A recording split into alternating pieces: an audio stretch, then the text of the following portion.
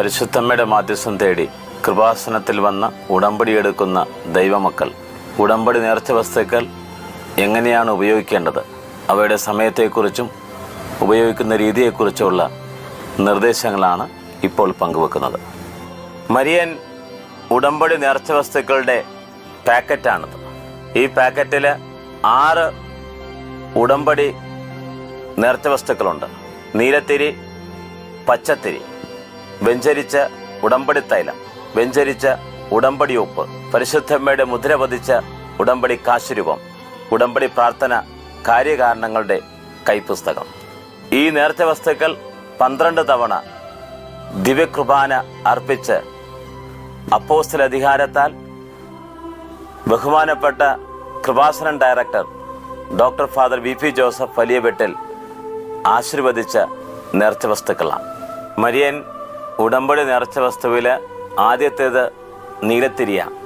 നീലത്തിരി കത്തിച്ച് പ്രഭാതത്തിൽ 6 മണിക്ക് മുമ്പായി ഏത് രാജ്യത്തിരുന്നാണെങ്കിലും ഉടമ്പടി പ്രാർത്ഥന കൈപ്പുസ്തകത്തിലെ 60-ാമത്തെ പേജിലെ പ്രാർത്ഥന, പ്രത്യക്ഷീകരണ മധ്യസ്ഥ പ്രാർത്ഥന ചൊല്ലിയ ശേഷം ഒരു വിശ്വാസ പ്രമാണം, 7 സ്വർഗസ്നായ പിതാവേ എന്ന പ്രാർത്ഥനയും 7 നന്മ നിറഞ്ഞ മറിയമേ എന്ന പ്രാർത്ഥനയും ചൊല്ലി കാഴ്ചവെക്കണം. പ്രത്യക്ഷീകരണ മധ്യസ്ഥ പ്രാർത്ഥനയ്ക്ക് നീലത്തിരി ഉപയോഗിക്കുന്നതിന് കാരണം പരിശുദ്ധമ്മ വാഗ്ദാന പേടകമാണ്. വാഗ്ദാന പേടകം നീല വിരികൊണ്ട് പൊതിയണമെന്ന് മോശയോട് ദൈവം പറഞ്ഞു. അതാണ് 1-ാമത്തെ ബൈബിൾ സൂചിക. 2-ാമത്തെ കാര്യം, 5-ാം നൂറ്റാണ്ടിൽ ബെസൻഡർ എന്ന ചരിത്രകാരൻ പരിശുദ്ധി അമ്മയ്ക്ക് നീലയങ്കി ചാർത്തിക്കൊടുത്തു. ഈ 2 കാരണങ്ങളാണ് പ്രത്യക്ഷീകരണ മധ്യസ്ഥ പ്രാർത്ഥനയ്ക്ക് നീലത്തിരി ഉപയോഗിക്കുന്നതിന് അടിസ്ഥാനം. ഉടമ്പടി നേർച്ച വസ്തുവിലെ 2-ാമത്തെ നേർച്ച വസ്തുവാണ് പച്ചത്തിരി.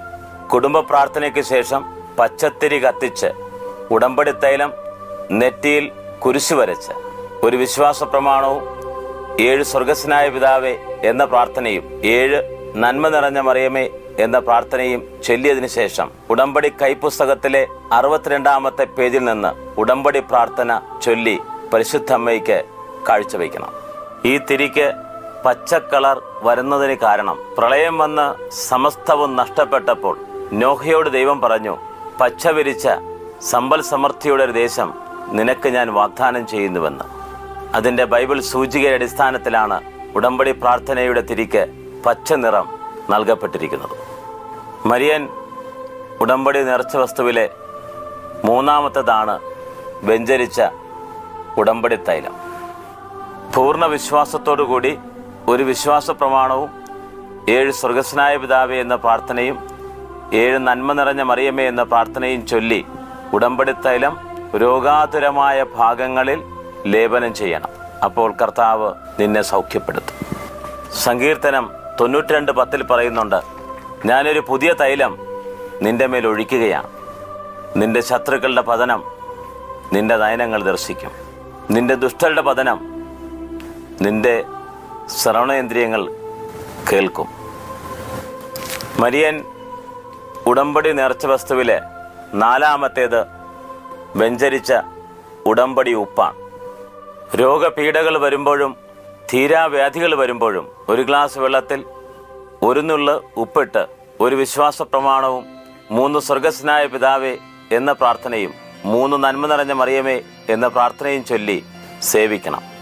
വിഷാംശം കലർന്നപ്പോൾ 2 രാജാക്കന്മാരുടെ പുസ്തകം 2:21 ഏലിയ പ്രവാചകൻ പറയുന്നുണ്ട്, ഞാൻ ജലത്തെ വിശുദ്ധീകരിക്കുകയാണ്, ഇനി മരണത്തിനോ വിലാപത്തിനോ കാരണമാകില്ല. മത്തായിയുടെ സുവിശേഷത്തിൽ പറയുന്നു, നീ ഭൂമിയുടെ ഉപ്പാണ്. ഈ തിരുവെഴുത്തുകളെ അനുസ്മരിച്ചുകൊണ്ടായിരിക്കണം വെഞ്ചരിച്ച ഉടമ്പടി ഉപ്പ് ഉപയോഗിക്കേണ്ടത്. മരിയൻ ഉടമ്പടി നേർച്ച വസ്തുക്കളിലെ 5-ാമത്തെ നേർച്ച വസ്തു മരിയൻ മെഡൽ, അതായത് പരിശുദ്ധമ്മയുടെ മുദ്ര പതിച്ച കാശുരൂപം. പഴയ നിയമകാലത്ത് ദൈവജനം തങ്ങളുടെ നെറ്റിത്തടങ്ങളിലും കൈകളിലും കർത്താവിന് സമർപ്പിതൻ എന്ന് മുദ്ര ചെയ്ത് ഒരു ജ്ഞാപകം ധരിച്ചിരുന്നു. അത് വലിയ ദൈവകൃപയും സംരക്ഷണവും അവർക്ക് നൽകിയിരുന്നു.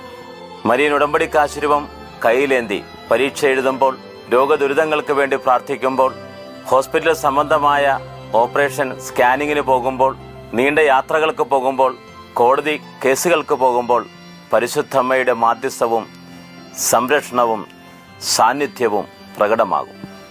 മരിയൻ ഉടമ്പടി നേർച്ച വസ്തുക്കളിലെ 6-ാമത്തേതാണ് ഉടമ്പടി പ്രാർത്ഥന കാര്യകാരണങ്ങളുടെ കൈപ്പുസ്തകം.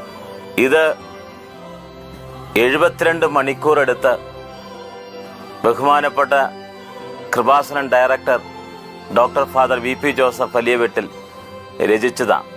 ഉടമ്പടി പ്രാർത്ഥനയുടെ വിശദാംശങ്ങൾ സഭയുടെ മതബോധനമനുസരിച്ച് ബൈബിൾ പഠനത്തിൻ്റെ വെളിച്ചത്തിൽ ദൈവശാസ്ത്രപരമായിട്ട് പരിശുദ്ധാത്മാവ് വെളിപ്പെടുത്തി കൊടുത്തതനുസരിച്ച് രചിച്ചുള്ള കൈപ്പുസ്തകമാണ്.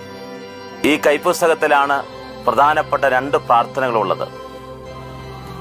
60-ാമത്തെ പേജിൽ പ്രത്യക്ഷീകരണ മധ്യസ്ഥ പ്രാർത്ഥന. ഉടമ്പടി പ്രാർത്ഥന ഈ കൈപ്പുസ്തകത്തിലെ 62-ാമത്തെ പേജിലാണ്. അതും പരിശുദ്ധാത്മാവ് വെളിപ്പെടുത്തി കൊടുത്തതനുസരിച്ച് കൃപാസനത്തിലെ പ്രതിമാസ ശുശ്രൂഷകളോട് ടാഗ് ചെയ്താണ് ഈ പ്രാർത്ഥനയും എഴുതിയിട്ടുള്ളത്. ഇത് രണ്ടും ഒത്തിരിയേറെ അത്ഭുതങ്ങളും അടയാളങ്ങളും വർഷിക്കുന്ന പ്രാർത്ഥനയാണ്. ഇതുപയോഗിക്കുന്നതിലൂടെ ഒത്തിരിയേറെ അത്ഭുതങ്ങളും അടയാളങ്ങളും ദൈവം നടത്തുന്നുണ്ട്. ഓരോ യൂട്യൂബ് സാക്ഷ്യങ്ങളും അതിൻ്റെ അടയാളങ്ങളാണ്.